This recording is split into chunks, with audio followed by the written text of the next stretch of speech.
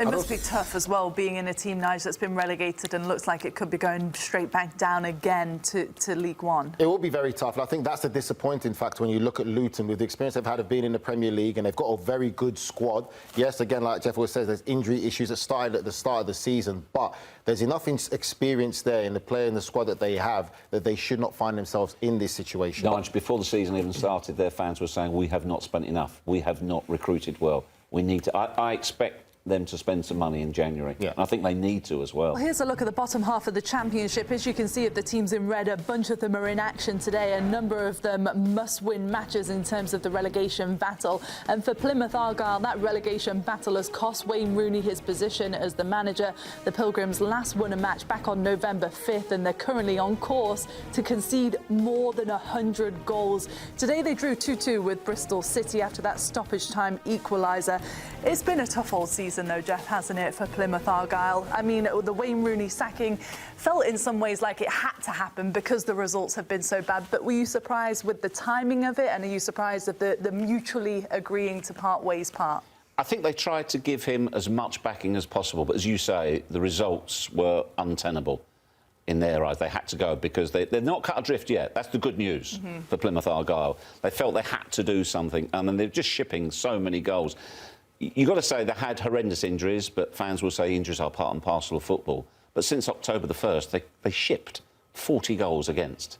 And you've got to go some to outscore that, haven't you? Yeah. So I think, sadly, it was inevitable. I hope he gets another job somewhere at some point. Do you think he will, or do you think it's damaged his reputation? Every sacking damages every manager's reputation, but because it followed Birmingham, that's what makes it look difficult. And there are different circumstances at both clubs. He did a very good job at Derby County when he had Liam Rossini alongside him as well. So I hope there's another job for him, but it's where Plymouth turn to next, Poppy, that I find is interesting. They're talking about Stephen Schumacher going back there. Of course, he got them promoted from League One. So he was at Stoke at the start of the season, so he could be favourite. But I think they need somebody who can go in there who knows the club and can get it going, because they've got to get going quickly. Well, that's got to be at the top of their New Year's resolutions, hasn't it? Just survival. But some of the other teams, Nigel, you boys have made a list, haven't you, of New Year's resolutions, priority number 1.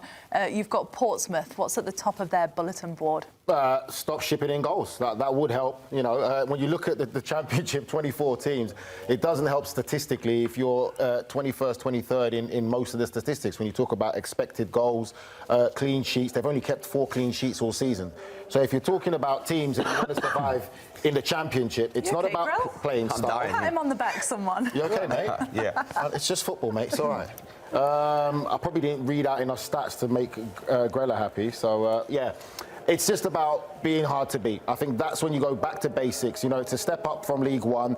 You're in the Championship. Yes, the quality level does go up. But I'll say for Portsmouth, they've got to go back to basics. You know, go to being solid defensively and also maybe a bit more creative flair, a bit more freedom in the attacking sense.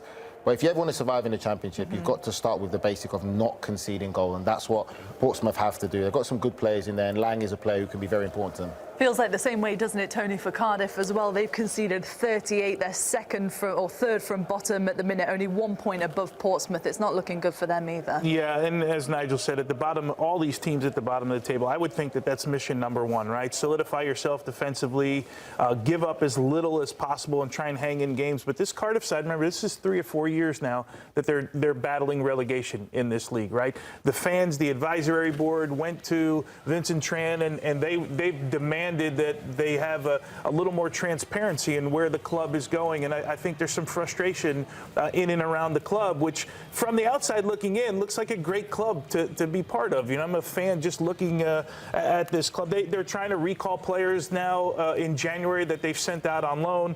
The one, Ryan Wintle, who's at Millwall right now. But, of course, Millwall's just gotten a new manager, so he wants to take a look at him. So they're in a bit of a scramble right now. And I think that's what puts you at the bottom of tables, right? When you have issues scoring goals and giving up goals, and then you add all of this other stuff, and it seems like a club in turmoil right now. It's not a good situation as well for Ethan Horvath from an American It's perspective. been a tough run, for him this season, no doubt about it. But he's been out of the picture really much since, pretty much since I think it was November 9th, maybe his last match. Yeah. But they just got to win. That's got to give them a boost, surely. They've got to build on it, no doubt about it. Then that's been a massive boost for them. That was a huge win.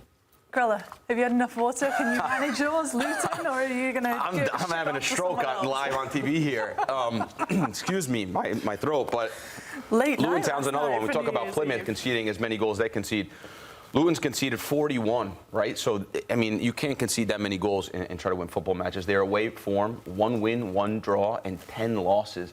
That's actually difficult to do, to go on the road 12 times and take only 4 points away, or 4 points away in that time. And when I went back and looked at how they concede goals, they're actually quite set up. They're actually organized. They're behind the football, and it's just individual error after a mistake, after laziness, after switching off. And these are the things that you can fix. And so when you're at the bottom of the table, you're not going to press the button and just start scoring goals and stop conceding. When you're at the bottom of the table, but you have to fix the things you can. And the things you can is be alert, set pieces, restarts, the things that you can control.